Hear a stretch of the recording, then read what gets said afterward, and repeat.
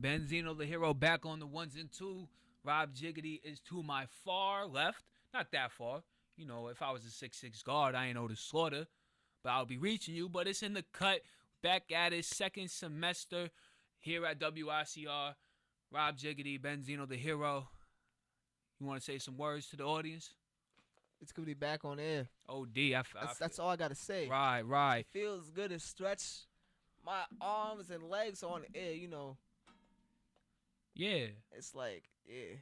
Okay. So, on this segment, you know what? First of all, at Benzino _ the Hero on Twitter. At Rob Jiggity on Twitter. Twitter, Instagram. Right. Robert Wassilis on the book.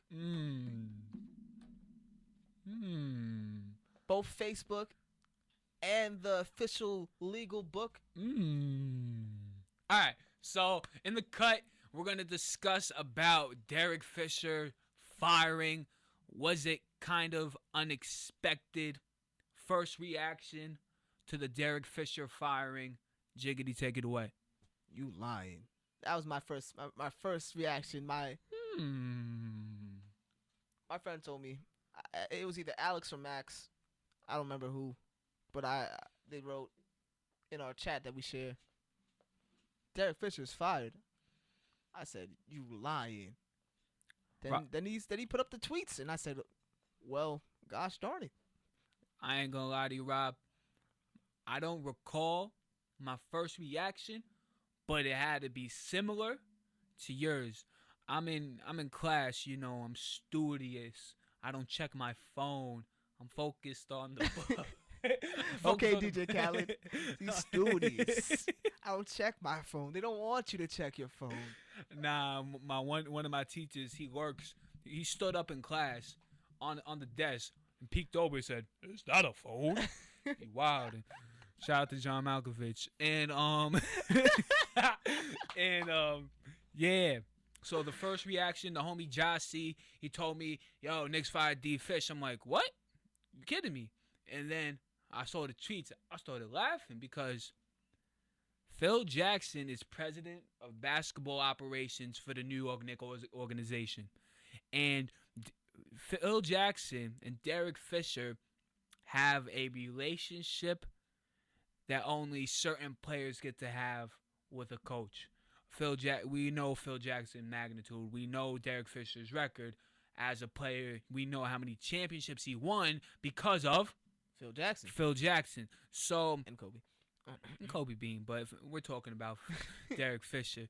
And the fact that we know the Knicks were floundering. Yes. Losing 9 out of the last 10 games. Yes. Before the firing of Derek Fisher. And just to be hit like that, it was like, whoa. D. Fish really got the boot.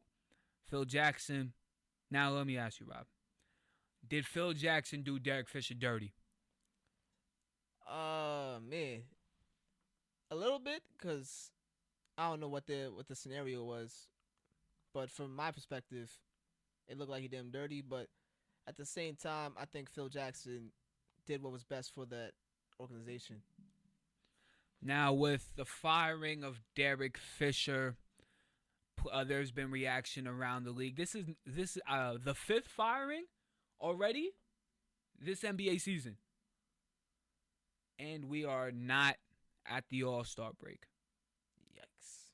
That's it. You thought when David Black got fired, whoa, first place team in the league in the Eastern on the Eastern side got the boot. That's crazy to me. Derek, that means no one's safe. Nobody safe. In the East, no coaches in the East are safe. Now, with Derek Fisher's first season in New York, 17 wins. I don't discredit Derek Fisher with that because is it his fault? The roster he was given only managed to salvage. Only to salvage 17 wins. That's on D Fish? That's not on Derek Fisher because that team was not that talented. No Melo for half the year. The team wasn't very talented. The team wasn't very cohesive as a unit. He's a new coach. I don't blame him for that. Now, the Knicks, during the 9 out of the 10 games, losses, there was a pattern that can trace back to last year at times. Well, not, it was traced to last year, and that's the comeback basketball Yes. style of play. Knicks, first quarter, the score is 29-13. What? First quarter? So now you're already in the hole. Yes. You need 3 quarters to try to win. 3 quarters of decent basketball to win. Now, the Knicks did play 3 quarters of basketball, try to win. Try. But 9 out of 10 games. So what happened? They weren't winning. It's been happening to the Knicks since well before Derek Fisher. Since maybe 05, 06, where you see the Knicks either they come out to a huge lead, maybe not so much the early years, but in recent years with the early mellow years, they'll come out to a huge lead, then blow it, or they would be down, have an amazing comeback, then blow it. They can't play a full 48 minutes of good basketball. Now, with this stretch of the 9 of the 10 game loses, Carmelo Anthony didn't play 3. I know Lance Thomas was out of the lineup, but with the roster that was given to the Knicks this year, this was definitively the first year of the rebuild. Last year was the throw away the crumble paper. Yeah. All right, let's get Kristaps Porzingis. First of all, Phil's lucky he panned out the way he did so quickly. But even during the 9 out of the 10 games, Porzingis was rookie-ish. He's not going to be the elite player we saw in the first 2 weeks of the season. Is Kristaps Porzingis the real deal? I'm the plug. Go check that out. But he was floundering off. He was fatigued. He only played about 30-some-odd games when he was in Spain. So they're 22 and 20-something? That's over 23 and 33? Yeah, so with like that, his season's already done. So you're going to see a fatigue in that time frame where the 9 out of the 10 games happened. Now, looking forward, do you have anything to say after that before I talk about Kurt Rambis? No, you got it. Kurt Rambis. I love Kurt Rambis. Go ahead. Kurt Rambis taking over the team. Squadine. I like saying Squadine. And in the press conference, Phil Jackson alluded to him and Rambis were cool. Rambis drafted by the Knicks. The fifth coach to coach the Knicks and be drafted by the Knicks. And Rambis and Phil Jackson, they go back to his coaching staff. They're tight. And a reason what Derek Fisher is firing is the new school of Derek Fisher and the guys he brought over from Oklahoma City. Remember the year he played in OKC? He made connections during there, so he brought that staff over. Plus the older staff that Phil Jackson implemented to help the triangle offense. With Rambis being at the coach, at the press conference, he was like, "Yo, I don't want to hear yes all the time by my assistant coaches." He said, "If my defensive coach, I'm paraphrasing, if my defensive coach is talking to me about defense and he doesn't agree, I'm going to listen to him. Why doesn't he agree? Test my basketball knowledge. That's what we're supposed to do as a staff to better the team." So what I'm sensing is Derek Fisher and his staff were in flux. Yeah, it sounds like, I don't know the exact story, but it sounds like Derek Fisher's staff was a bunch of yes men. It's a yes man. Yeah, that's what it sounds like to me. Well, while Kurt Rambis just wants knowledgeable people, not necessarily people that will agree with him all the time, but people that are just as knowledgeable as him that could question him and say, "Hey, try this." It brings more ideas. It eases the coaching process. I like Kurt Rambis. I liked him since way back, man. When he rocked the goggles, that's when you like Kurt Rambis. So you can quip your my player so he can have the goggles. But with Kurt Rambis' first game as the New York Knicks interim head coach, End up losing. they ended up losing in the same fashion they they did for the 9 out of the 10 games that Fisher was there. But oh wow, that was loud. I'm sorry. But Rambis tweaked some things. You with Melo, he played the first 16 minutes of the game. With Fisher, that doesn't happen. If Melo's out there, Dolo, Porzingis is on the bench, or a follow can be on the bench. He would at least have 2 out of 3 with the bench players. But nah, Melo ran Dolo for the first 16 minutes without Porzingis. Well, with Porzingis and a follow, but he played the first 16 minutes. That's what I'm trying to say.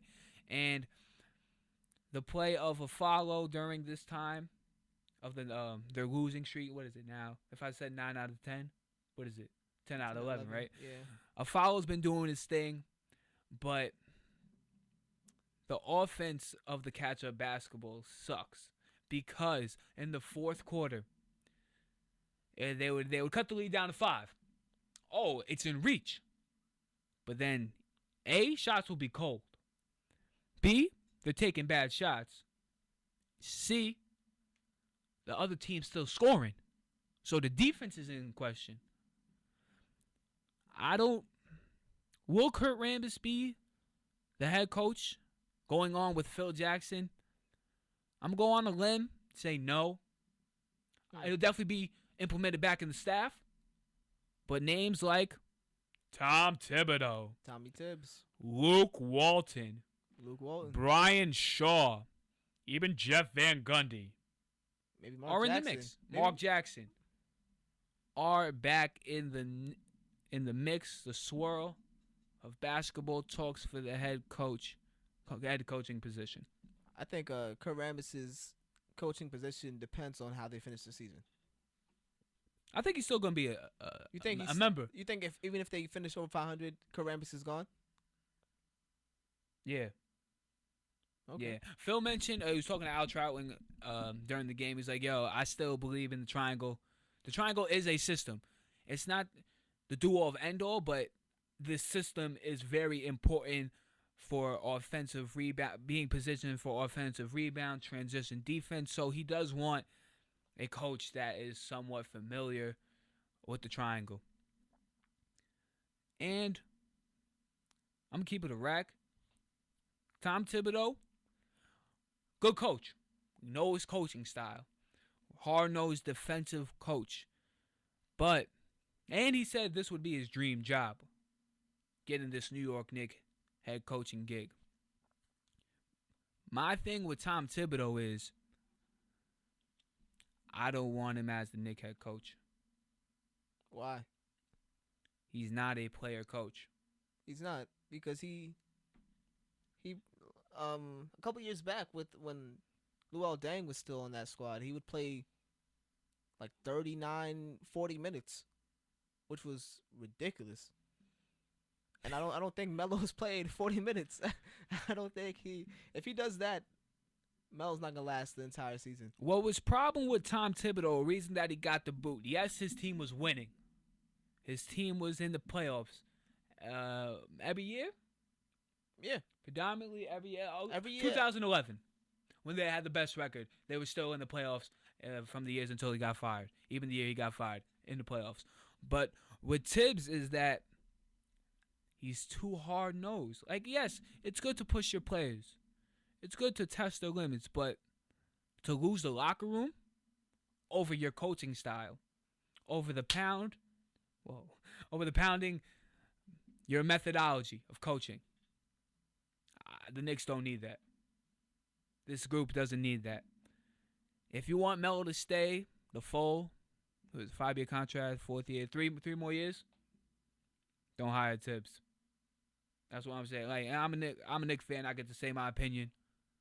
That's what I think about Tom Thibodeau. The thing I think the reasons I think Tom Thibodeau should be hired though, because you have a defensive center in Robin Lopez, you got a lanky defender in Kristaps, you got Aaron Aflalo, who's a good defender. Lance Thomas does his thing. The thing is, if you're gonna get Tom Thibodeau, I'd say get a better point guard than Calderon. Get someone who could actually defend. Right. I'm Like, yeah, like we honestly, understand. See, Melo's been actually like improving his defense, even though his defense is still suckish. adequate. Calderon's defense is Pores. it's been worse. Oh, It's pores. been getting worse. I don't know how. Yo, what's under dirt? What? What's under dirt? Uh, Worms, rocks. I don't know. And then Jose Calderon's defense. Bro, The worms, the dirt, the worms underneath the dirt. so this is in the cut breakdown of the Derek Fisher firing. Like the video if you bangs with it.